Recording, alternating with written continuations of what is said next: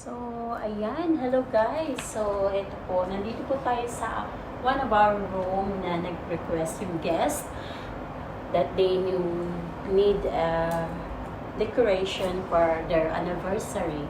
So, let's do.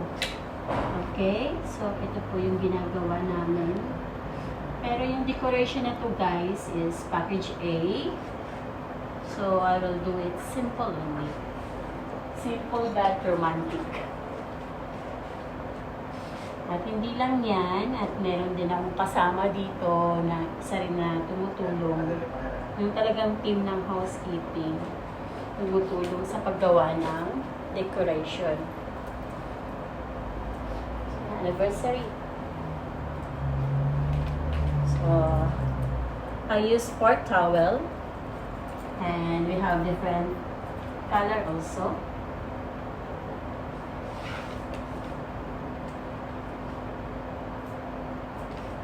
So I use red and white.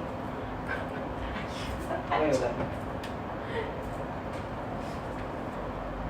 use red and white for the heart. So just do like this. Just fold only. We call it towel origami. And this towel,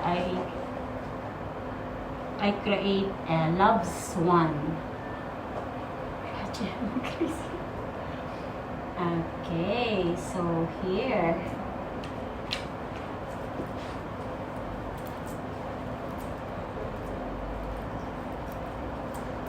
Must fold tight.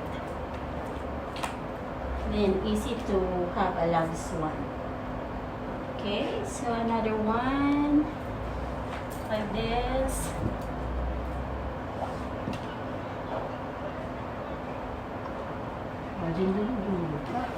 I never do the video. Then I want to do that.